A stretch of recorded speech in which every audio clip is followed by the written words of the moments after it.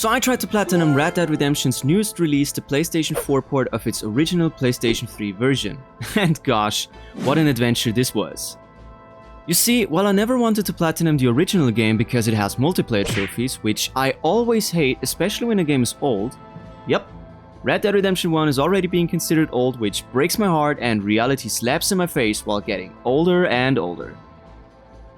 This version, however, got rid of the stupid multiplayer trophies, but now I also have to complete the Undead Nightmare DLC. And let me tell you, this was truly a nightmare. But still, I love this franchise to this day, and Red Dead Redemption 1 is still among my favorite games of all time, only being surpassed by Red Dead Redemption 2. But let's start our journey now together to become a legend of the West. The game starts with a lot of agreements. I feel now like I made a bank account, or that I have to sell my firstborn to Rockstar if I say anything bad about the game. Okay, for real this time. The game starts with our protagonist, John Marston, being accompanied by two lawmen. The story for now is quite simple. John Marston used to be an outlaw who rode with his former gang, doing all the crazy things you could imagine. After they left him to die, he settled down with his wife and son on a farm, until the government kidnapped his family and told him that in order for getting them back, he has to hunt down his former gang members. So we take the train to our first destination, Armadillo, where we meet up with a fellow in a near saloon, and after 2 minutes of riding, we get to our first target, Bill Williamson, who sadly has the high ground at the moment. But don't worry guys, we're such a good shot. Yeah, I don't know what his plan was, to be honest. This is how it happened. This is how John Marston died. Alright, what a game fellas. Wow. I know, short and snappy, but Rockstar delivered with this one. What a ride. Okay, I'm obviously kidding. Luckily a good soul found and helped us to recover. And we unlocked our first trophy. Woohoo! Trophy unlocked. The government boy, let's go! Next, we wake up and have some chat with a lovely lady. Well, you're alive. So it would seem. So, how do you feel? I don't know the polite word for it. I do. Stupid is the word we use around here. What were you doing? I was doing something stupid. Well, you'll be okay. Once you didn't die, the doctor said you'd be fine. He got the bullets out a couple days ago. Good. It cost us $15. Wait, $15? Isn't that supposed to be America? Shouldn't that be way more? Aha, that's better. Should have left me there to die. Did you want to die? I mean, was that it? Was that why you went straight out to Fort Mercer and picked a fight with the worst bandit in the county?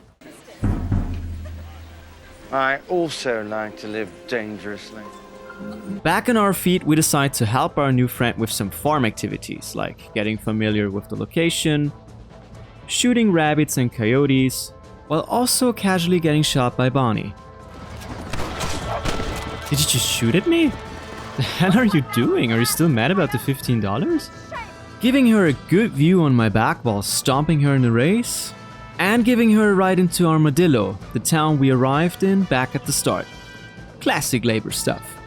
Try not to get yourself shot. I won't be around to save you this time.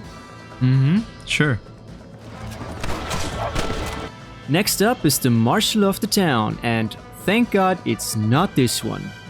You that fella from the train company? No, I'm from Fort Mercer. Fort Mercer?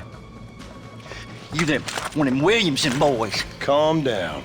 Go on, shoot him, mister. Shoot him. On what, you getting cute with me, boy? What's going on here? I got me one of them Williamson boys. I got me one of them idiots who give marshals a bad name. Jonah, put your gun down.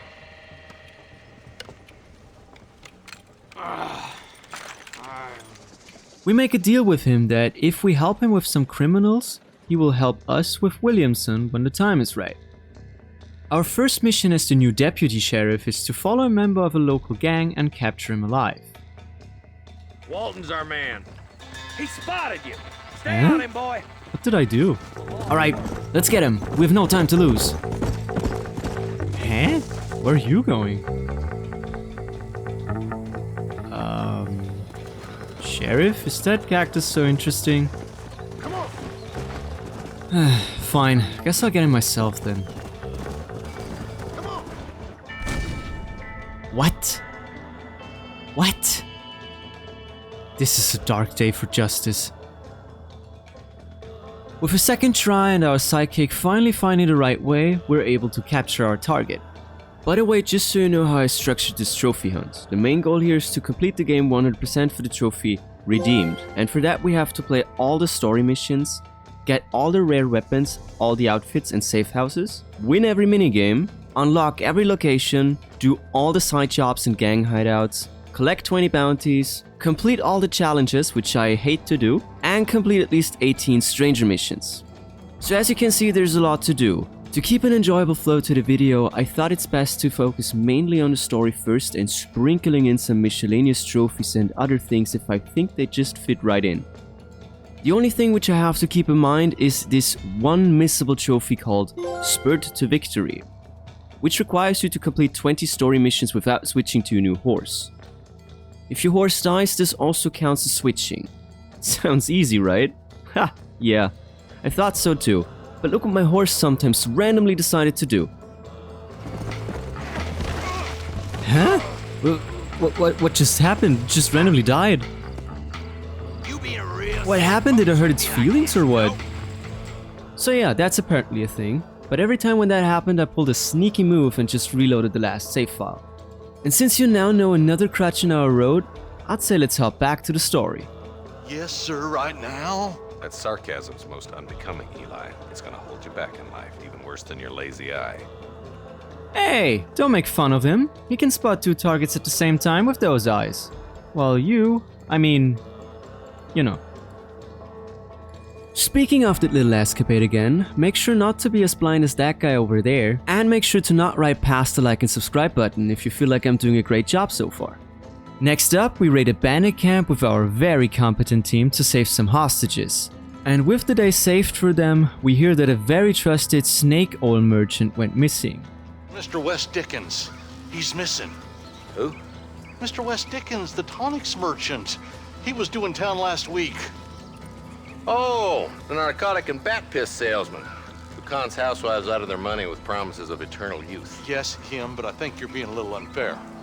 He's helped a great many of the county, and many of the townsfolk are really missing him. You hear that, Marston? We just butchered a gang of thieves, and the town is up in arms about a missing snake oil merchant. I am so glad to be serving such a wise and respectable people. Come on, Eli. We also encounter one of the random events of the game and save a civilian from some outlaws. For that, we receive some honor and fame. This is something that I really liked back in the day when I played the game, because you can basically choose if you want to be a criminal yourself or if you want to be one of the good guys. That even affects the game. For example, you can get things cheaper with high honor in most of the towns except for Thieves Landing, where you have to pay more, and vice versa with low honor. However, this is not the only thing where honor and fame matters, because there is also a trophy where you have to reach maximum high or low honor and fame, which is Man of Honor, Chivalry is Dead. And as you can see how much we got from saving this guy, we have a long road ahead of us. Back at Bonnie's place, we learned some more farming stuff, like herding cows, which was probably one of the most boring things I had to do, because you just have to ride behind them and make sure none of them are walking out of the herd. We also learned how to tame horses, and for that we get a lasso. And I can tell right off the bat that this will have many uses later. No, not how you think, but we need it in order to capture our bounty targets alive. You never did tell me why you were never married. Aside from the snobbery, that is. You sure ask a lot. I'm just surprised, that's all. You must have been quite a catch. The fact that you're talking in the past says it all. No, that's not what I mean. You must have had some suitors, that's all I'm saying. Some, I suppose. Here and there. Yeah, I'm pretty sure she shot some men through the heart. Nah, I'm just kidding, she's cute. Haha, a new chance for some more fame.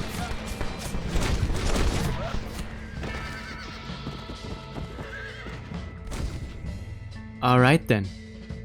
I wonder what Bonnie has in store for us next. Oh no, not this again. No! God, please, no! No! You saved the herd back there. You might make a decent rancher one day. Woohoo. But since I followed the story for some hours now and still didn't get another trophy, I thought it's best to whip up my lasso and do something against my first. For trophies, I mean, and bring in our first bounty alive. I also started the first stranger mission where a poor mother was looking for her boy which went missing in the hills. But when we arrived there, we only found a shoe, blood, and a bone. Strangely enough, the stranger mission wasn't over yet, but to be continued. The next person we get missions from is the earlier mentioned snake oil merchant. His missions consist of protecting him from some people, gee I wonder why, ripping people off and doing some races. But don't get fooled by him like the rest of the townfolk, because this guy is an essential part for a raid on Fort Mercer. Not only is he the man with the plan, but he also knows just the right people for the job, so we're putting together a crew. But first, remember our missing person where we only found a shoe and a bone? Well, it turns out that another person went missing in the hills, and yet again, we only find blood and a shoe. But this side mission is about to come to an end with our last call for help. A husband is missing, but this time we even find someone. The stranger tells us that he was attacked by a man and that we should help him to retrieve the attacker. Which of course we do. But it turns out that we just hogtied the missing husband and that the injured man was apparently eating all of those missing people. It's up to the player what to do now, but I decided to let him enjoy his feast. Nah, just kidding, of course I whooped his butt into the next dimension. And I get rewarded with the trophy, Strange Things Are Afoot, for completing my first stranger mission. And before we get back to the story, I also did another stranger mission where a dude wanted us to get some land from some old fella. But of course he didn't want to let that old shed go without nothing, so we could either kill him or pay him $200. Maybe for $200 I could give you the deed to this land, find myself a place up in Blackwater. And we hold the world ransom for... $200. Woohoo! I swear, sometimes. Nah, come on, let's pay him. Oh, and I learned that no one can be trusted. You need a ride? Sure, why not? No! My horse! The trophy! I brought the stranger the documents bought with my hard-earned money and got so much respect from him, I was rewarded with the Duster coat. Yeah, boy. But the happiness over our new slick outfit isn't for long, because not only did Bonnie's ranch get attacked and the barn got set on fire, we also had to get into the barn with some style. Parkour! Parkour! Parkour! And if that wouldn't be already the worst, she got kidnapped. Ha! Bonnie. Luckily I can aim. And thanks to our outstanding marksmanship, she's saved. And with a lot of effort and some reloads due to my horse aiming for becoming the next professional soccer player, we finally managed to get the one and only missable trophy. Woohoo! We did it! You, my trusted steed, will now get a royal name as a reward for always staying by my side. You shall be named Gavin. So back to our heist movie parody. The first guy we need to pick up is a lovely fella named Seth, who's, if I remember correctly, is on good terms with the bandits from Fort Mercer. So he will be our ticket in. But he's only willing to help us if we help him to get a treasure he's after for already a long time. So we do some missions with him, for example his first one where we have to get a bit naughty and get introduced to the law mechanics of the game. If you're acting against the law, not only will you have to try to escape in the classic Rockstar fashion by trying to ride outside of the searching area, but you will also get a bounty which you have to pay in order for not constantly getting harassed by either lawmen or other bounty hunters. Alright, me horse, we finally succeeded to leave this chase behind us, and now behold, the escape.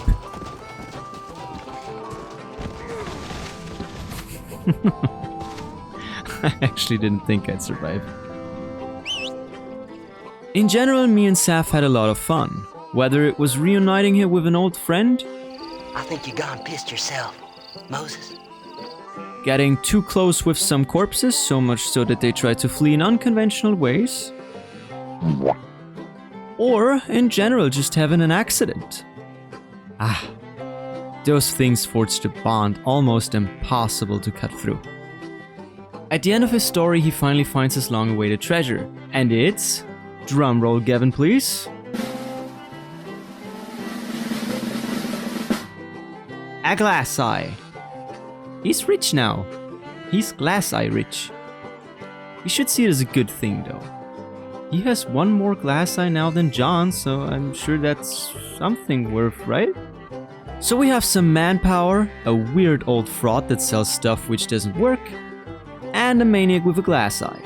Seems just like the right crew for the job. Hello, Peter. We're not joining your team. I'm putting together a team.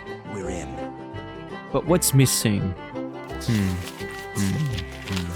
Ha! Ha! Some artillery! And where do we get that from? Well, luckily our trusted old fella knows just the right person for the job. Don't worry, friends, it's the last guy we need for Fort Mercer. A guy named Irish. He's helping us with getting a Gatling gun and some ammunition. And while I'm already in Thieves Landing, let's buy the elegant suit and unlock he cleans up well. Look at this distinguished gentleman. It's shooting at me. Oh no, it's a shooting horse, Kevin. We shall fight to the death, my trusted steed. Oh, you were a formidable foe. But now it's time to separate the wheat from the chaff. We finally attack Fort Mercer with our trusted, well-earned fellowship. But we're not just storming it from the front like we did last time. The plan is to hide in West Deacon's wagon, while Seth makes sure that the bandits in Fort Mercer let the Snake Oil merchant show his incredible and totally legit wares. And when the time is right, we bust our machine gun, which we got from Irish, and mow them down. Oh, and the Marshall boys also kinda helped. But as it turns out, Williamson already smelt the cheese and fled to Mexico. Where in Mexico, you little shit? Someplace near Tupros, he said. That's bandit country. Oh no, must be big difference to where I was for the last few hours while getting shot by men, women and horses alike. And with one last glance over to the place where our journey started, we get another trophy, Land of Opportunity. Next stop, Mexico, baby. But of course, even on our way there, we have some troubles crossing the river. Because as it turns out, there is a bounty on Irish's head. Which is now of course our problem too. I swear that thing made me extremely dizzy.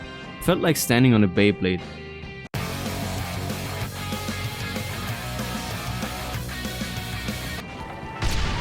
Haha, yeet! But the real horror here wasn't the mission or the dizziness. It's the fact that the first thing Irish did when arriving in Mexico, he casually grabbed the horse's testicles. Maybe his bounty was justified all along. At least with reaching Mexico, we'll get rewarded with a very atmospheric song.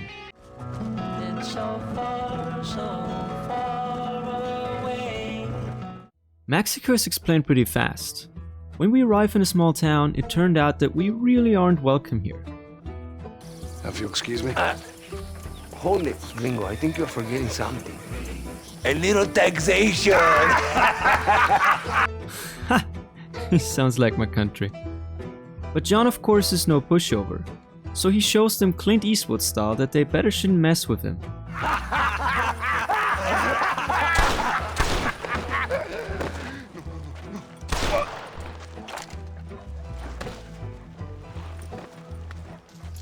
Here, we get to know Landon Ricketts, who was a former gunslinger legend when John was just a boy. He gives us some tips on how to improve our shooting, and he also gives us a brief summary on what Mexico will be about. In Mexico, there are basically two fractions: a bad and corrupt government led by Vicente de Santa. Maybe you can help me. You'll be sorry, friend.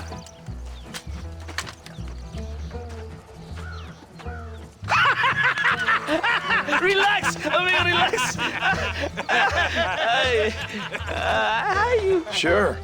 Somewhere between a threatening stare and the soldier's armed to the teeth? Yeah, you had me. Welcome to Mexico, amigo! And his boss, Coronel Allendez? A brave man. Perhaps you have heard of him. Coronel Allende. And rebels that try to overthrow them. The only people which are important for the rebels are Luisa and their leader Abraham Reyes. This is also a great time to tell you why Williamson fled from Fort Mercer to Mexico. And that is because he's seeking the help of another old gang member, Javier Escuela, who's luckily also on our list, so we clapped two birds with one stone. In order to find Williamson and Javier, John tries to get as much information as possible by not only helping the government, but also helping the rebels who are being suppressed by Mexico's leader. After some time, the government finds out that we're playing both sides, betrays us in return, and we got saved from the rebels. From there on, our side was chosen for good. While helping Reyes and the rebels, we run into Javier, and after we caught him, we bring him to our not-so-friendly friends from the government, where we get rewarded with the Sons of Mexico trophy. And shortly after getting Javier, we overthrow the government and unalive Allende and Williamson. Reyes can finally rule over Mexico and we get rewarded with the trophy, No More Fancy Words. But during playing through the story missions in Mexico, I also managed to get some other trophies like Bullseye for getting 250 headshots, High Roller for winning over 2,000 chips in a hand of poker. You cheat! Excuse me? You looked in my cards, you cheat! Hey, I might be playing super brain dead and go all in as soon as I have something good, but it's an honest but stupid strategy, my mustache gentleman. Exquisite taste for buying a rare weapon, hopefully with the money from the mustache guy. Long arm of Marston for killing 500 enemies with any rifle. Austin Overpowered for completing the hideouts in America. What about hand grenades for hitting that metal thing there while throwing horseshoes? And... I got it! I got it! Yes! Hello? Hello? Where's my trophy? Game? Okay. Guess I'm gonna keep going then because it's so much fun. And whoop. Ah, okay. What? Alright. Yeah, I got it. Woo! No dice for completing a Liar's Dice game without losing a single die. As it turns out, I'm pretty good at that. That trophy I surely can pronounce, but I won't, for completing the Fort Mercer and No Salida hideouts. And I also had the weirdest duel in my life. Where is little bro looking? I mean, this is going to be an interesting duel.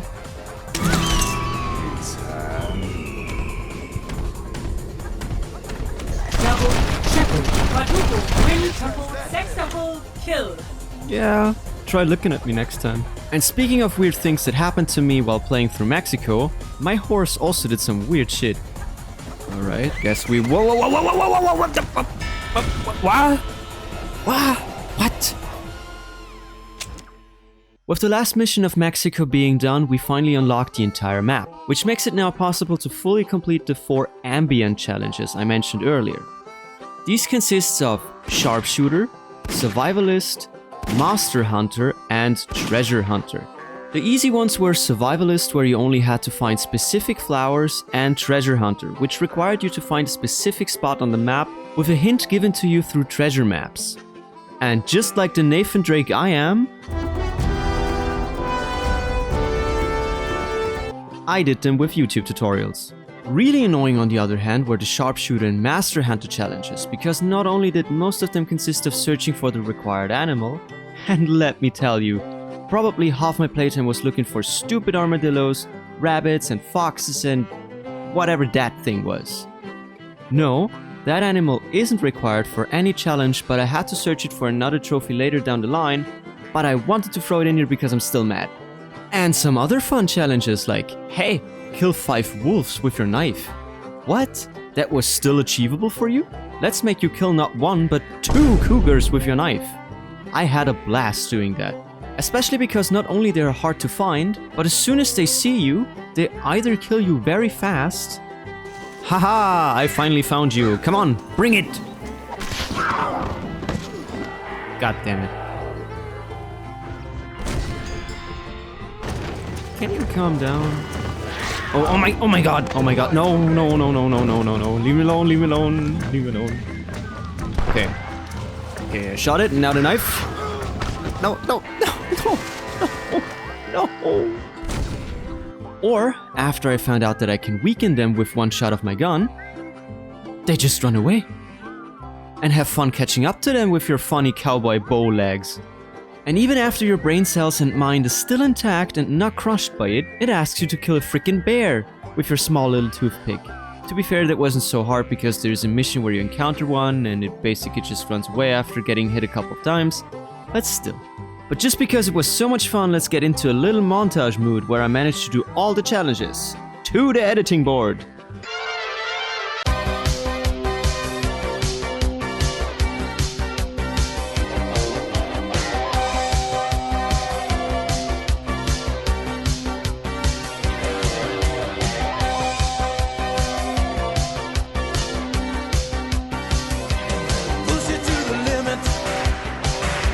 And the last one, woo! Oh. Ah, and there's the flower one.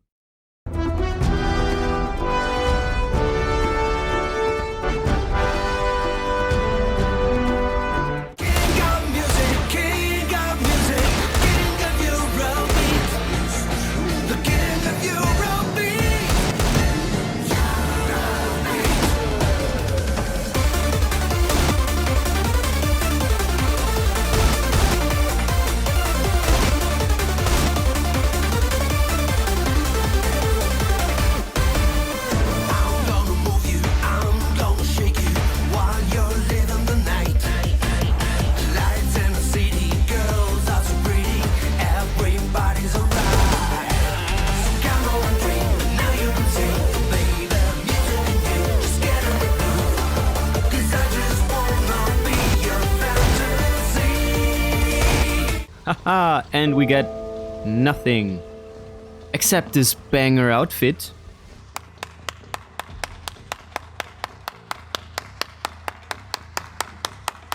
And on my way to Blackwater, I also managed to get some other trophies like Evil Spirits for completing some more hideouts, On the Trail of the Waka for uncovering every location on the map. Did I pronounce it right? Waka? And More Than a Fistful for earning more than $1,000, which is relatively easy after the Treasure Hunter challenge. Back in Blackwater, we are greeted by our beloved friends from the government, who now wants us to catch the big man himself, Dutch van der Linde, the boss of our former bandit gang, who is apparently hiding among a tribe of Native Americans. On our way out, we meet Wes Dickens. You're alive. Hello, Wes Dickens. Thought you were headed to Peking. So did I. A long story. But now it seems I'm being put under arrest and charged with narcotic possession or some other such nonsense. Ross, have him release this man. Why? Because he's a harmless old fraud, the kind of man that built this country. And because he helped me get Williamson. Did you hear that, officer? The man's a hero. Let him go. Well, I wouldn't say that. There's no reason to give him a medal now. We are giving you a chance at new life, a chance at redemption. Ha! Name drop. He said it! But as we arrive at Dutch's hideout, we not only find death. Where do I have to go? Guess not there. But also a new member to the cast, Nastas, our informant. Oh no, it's a trap! We need to clear a path out of here! And after we make it back, we get to know the last and probably one of the most weirdest side characters of the game. Aside from Seth, maybe. A glass eye! It's a glass eye! Stop with the tears and help me with Williamson's gang. Professor McDougal has been a good friend of the U.S. government, Mr. Marston, just like you. Uh-huh. Did you kidnap something from him too? Maybe his microscope? That I've been looking don't worry, he at still some has it. blood samples through my microscope, and you know what? No. Oh, well, of course you don't. It's a remarkable breakthrough. I've been looking at the blood of both natives and white men of corresponding height, weight, and age, and you know what? Again, no. They're exactly the same. Shocking. We find Dutch's real hideout, but as it turns out, he's a better marksman than our boy John, and knocks us out so hard, we spawn back to MacDougal's place. Wake up, Mr. Alex. Wake up, Mr. Alex.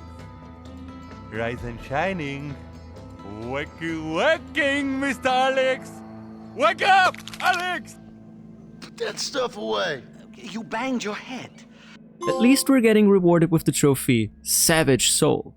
Before getting to the last part of the game, I wanted to show you the rest of the trophies I did before reaching a specific spot because I have something planned for the end, and cutting in trophies would kinda ruin the feeling I'm trying to convey there. The trophies I got before reaching the mentioned point were Barely Legal for killing and skinning 18 bears, People Are Still Strange for completing 15 stranger missions, and Axe Master for doing the Tomahawk challenges. There are a couple of run-ins with John and Dutch, but we never managed to capture him, until we get help from our friends in the suits.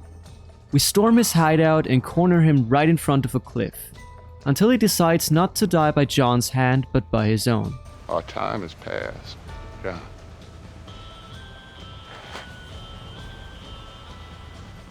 And we get the Benefits of a Civilization trophy for putting our last gang member to rest. Finally, after such a long time, John can come home to his beloved wife Abigail, his son Jack, and a somewhat trusted friend named Uncle, and return to his farming life. But the peace isn't for long because our agent friends can't have any loose threads. So they send an army to John's farm to finish the job. He and Uncle try to hold them off for as long as they can, but Uncle gets shot and dies shortly after. John gets his wife and son to the barn, puts them on a horse and tells them to run away as fast and far as possible. He tells them that he will catch up to them as soon as he can, but the look on his face says that he knows he will probably never see them again. He takes a glance outside the barn, but knowing he has no chance, he still walks out.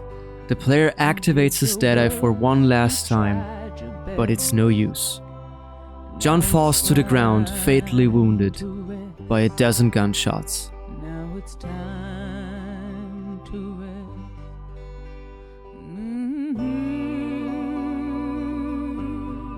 Having a bad feeling, Abigail and Jack decide to ride back, only to find the beloved husband and father dead.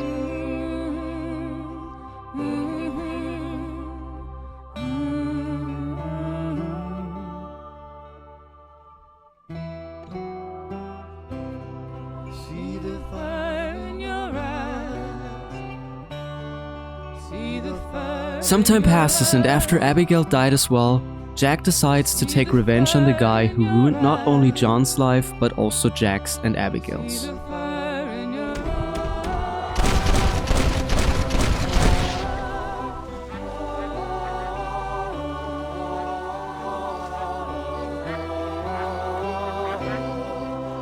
It's worth to point out that there is a particular stranger mission called I Know You.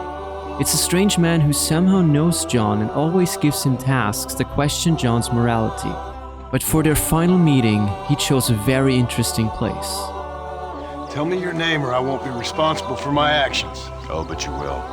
You will be responsible. This is a fine spot. See you around, cowboy. Damn you! Yes, many have. 3 shots were fired, but the bullets seemed to miss their target, and the man disappears. Maybe Dutch was right all along. Our time has passed, John.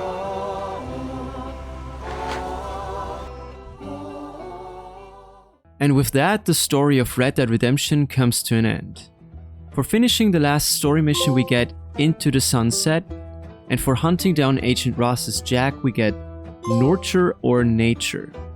Since I already did most of the things contributing to the 100% trophy, I ended up with a whooping 97% when starting to play as Jack, so there was only just a handful left to do.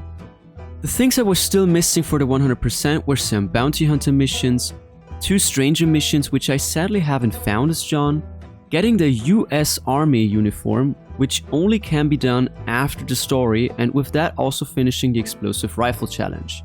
For that, you have to make a kill with the explosive rifle while wearing the US Army uniform, which rewards you with the trophy Master Exploder. And the last thing I had to do for 100% was clearing all the American gang hideouts within 24 in-game hours. The best way to do this is not to die or using the fast travel option, because every time you spawn, the in-game clock fasts forward some time. Instead, you pump your horse full of steroids so it can run infinitely for some time. And then, boom, the Redeem trophy popped.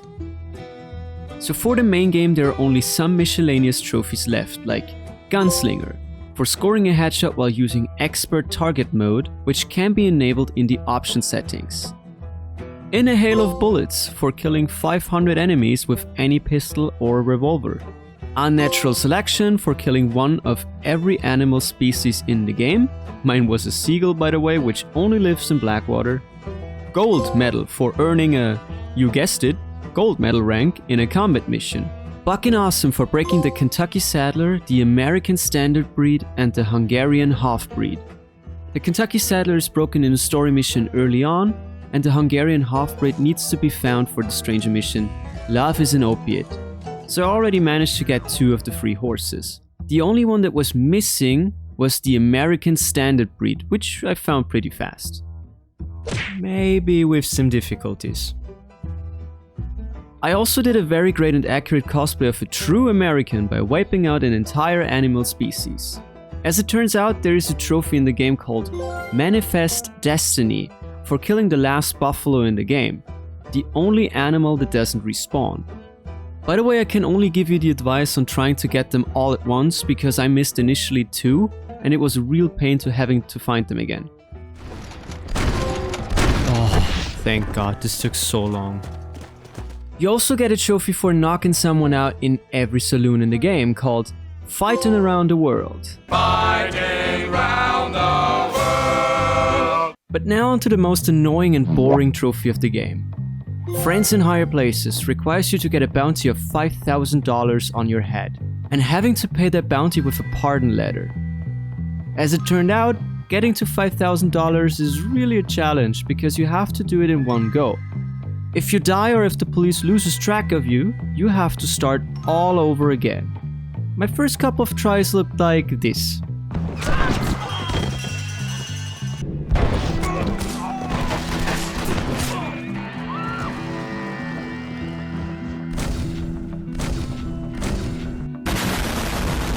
And the last try was insanely boring. After some time there were barely any policemen spawning, and in order for still being seen, I had to circle around 2 policemen who were luckily stuck in a building. After like 2 hours or so, I managed to get my $5,000 bounty, evaded some US Marshals while riding with the Hungarian Half-Breed for the trophy Heading South on a White Bronco, and picked up the trophy Friends in Higher Places.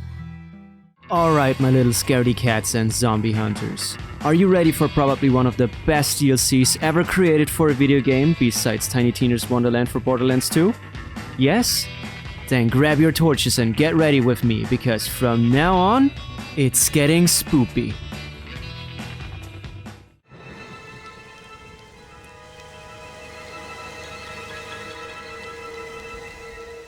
After months away, John Marston has returned to his loved ones.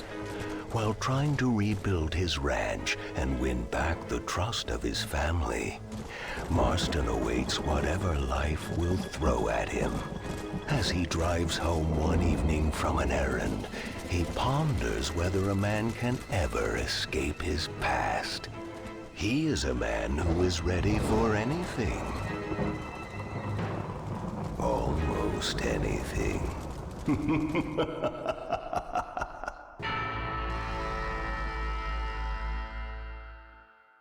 The family Marston has a cozy evening during a stormy night, while John already seemed to be a little bit suspicious. Something funny's going on out there.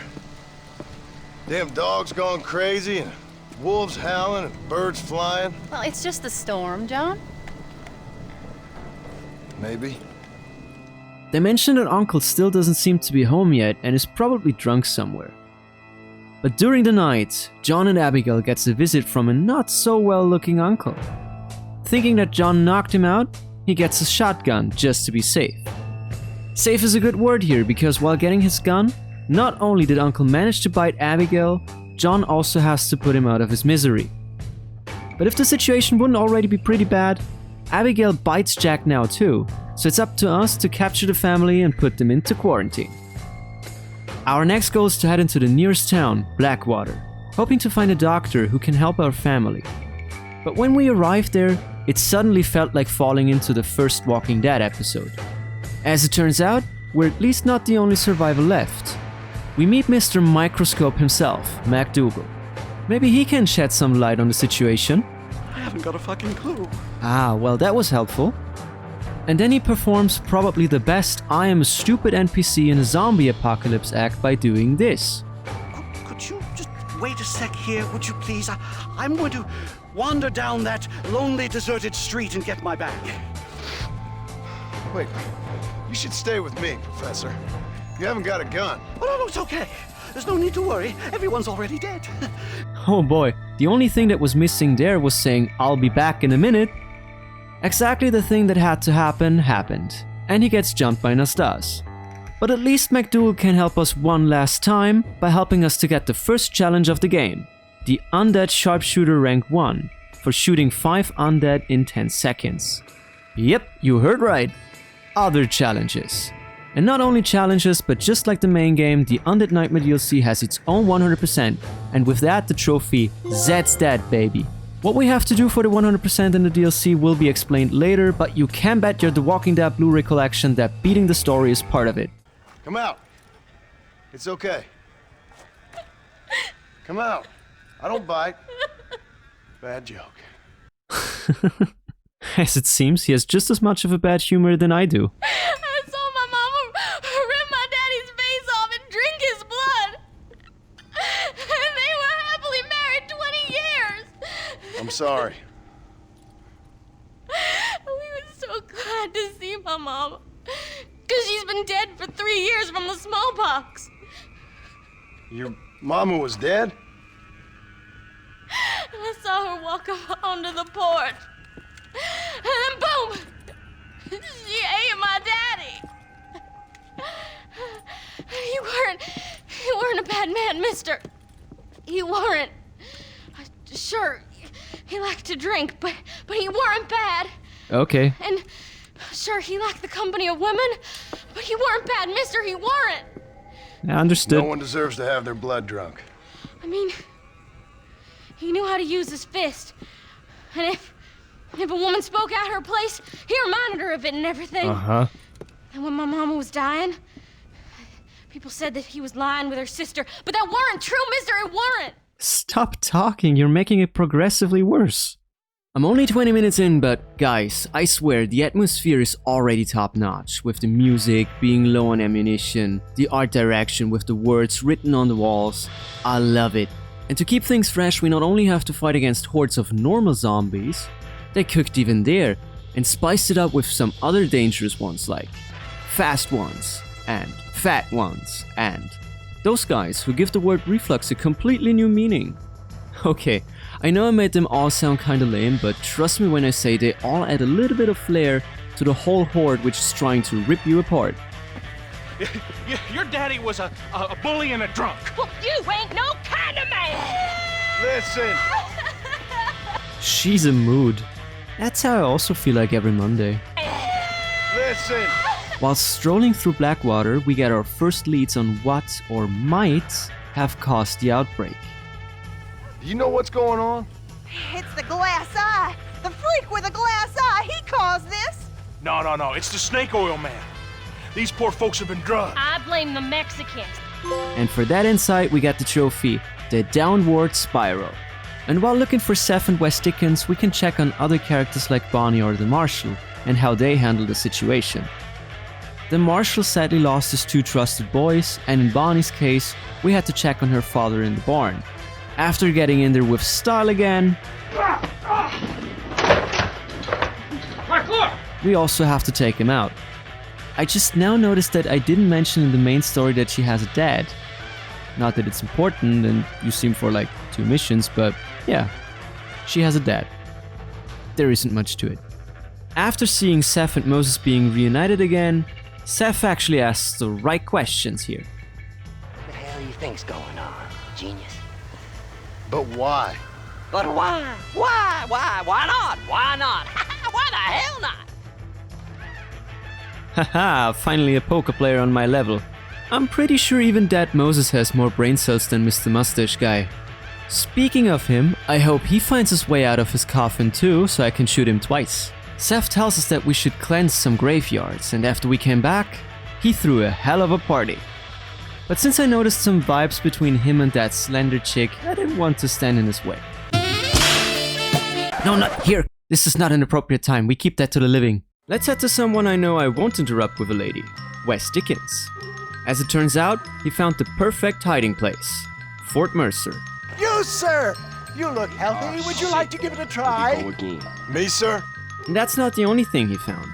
Apparently he mixed a tonic that keeps the zombies miles away.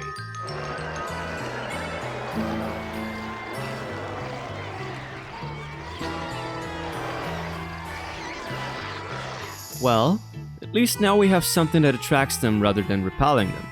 And while searching for the ingredients, I shot my first Sasquatch for the trophy. 6 years in the making. Following his quest, not only we get the blunderbuss and the trophy Judge a Man by the ... whatever that means, we're also getting on the train to Mexico. Again with great music that captures the flair of an old school zombie movie.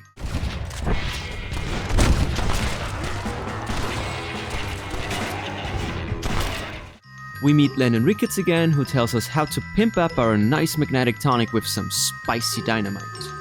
One of my horses of the apocalypse collapsed again. Come on, not this again. My favorite horse. And Anon tells us that apparently the cause of all this is the new soon-to-be leader Abraham Reyes. We get the trophy, the Superior Dance, and with cool music,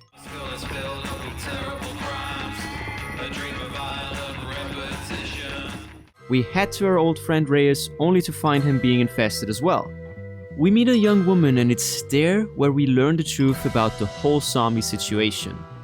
That Reyes stole an old Aztec mask that would make him invincible, but instead it brought the wrath of Aztec gods upon the people. We return the mask and as it turns out, the girl who accompanied us was not just a regular girl, but an Aztec goddess herself. Are you sure? Of course I'm sure. How do you know? My name is Ayotioto. Strangely enough was that John seemed to know her face when meeting her. Haven't I seen you before? No. He caused this with his greed and his lust for power. And he also keeps bringing it up if he has seen her somewhere. Where have I seen you? Me? Oh, I have a common enough face. I'm from here. And you know what? That's true. She can be seen during multiple cutscenes throughout the DLC. Almost a little bit like she guided us. When returning home, John finds his family being normal again, and he ends the DLC with the best line a husband can give to his wife. Well, let me fix us something to eat. Please don't. We've had enough dramatics for one day. I hardly believe that because a few months later, Saf steals the mask again, which made John reappear once again as a zombie. Sheesh, I guess Saf was truly missing his chick, but it's also a creative way to let the player keep playing the DLC after the story and finishing up all the things being left. For finishing the story we get all's right with the world. And it's now time to talk about the challenges. Just like in the main game there were 4 challenges, but at least not 10 ranks but 5. Those challenges were Undead Hunter, Undead Sharpshooter, Undead Treasure Hunter, and 4 Horses of the Apocalypse. Undead Hunter was about killing specific zombie types, while Undead Sharpshooter was about how you had to kill those zombies. Undead Treasure Hunter's hopefully somewhat self-explanatory, and 4 Horses of the Apocalypse was pretty random because you rank up each time you found one of those undead horses, which spawn all over the place randomly. There were also some Tomahawk and Explosive Rifle challenges, but those do not count towards the challenge trophy. And since it was so much fun last time, I fired up my montage skills again. Deja vu, I just Higher on the street, and I know it's my time to go. Calling you, and the search is a mystery. Standing on the beat, so hard when I try to be me. Whoa, deja vu, I just been this time before. Higher on the beat, and I know it's a place to go. Calling you, and the search is a mystery. Standing on my feet, so hard when I try to be me. Yeah.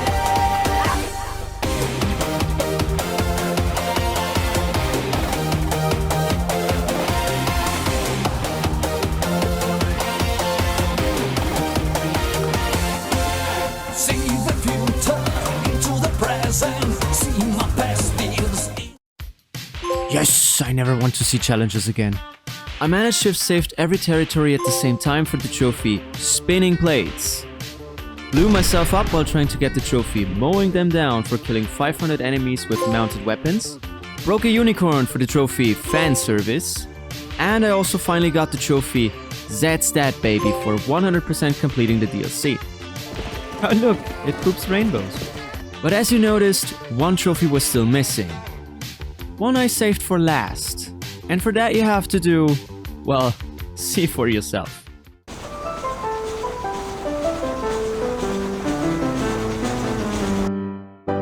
But as it turns out, that was the last opportunity for the game to flip me off. So I took it. The first one was my mistake. And... Huh? Why is there no trophy? Oh, it has to be a woman. Oh boy, this wouldn't be a good idea if that came out after 2020. And after placing a woman on the right spot, the game decides to just let her despawn. What the... Why did she disappear? This trophy truly is my final boss of the game. But since 3 times the charm, on our last try all the right pieces fell into place. And we got the trophy, the Stardley. And of course, Legend of the West. Yes baby, we did it. So it's finally done. Our journey into a different time period with our charismatic protagonist now comes to an end. And with that, also our trophy hunt.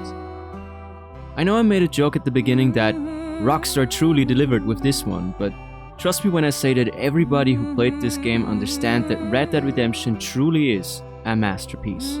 Sure, there were some weird things that happened to me and not everything is due to this being a port, but all in all it's still one of my favorite games of all time when it comes to atmosphere and diving into a world that is now more and more forgotten.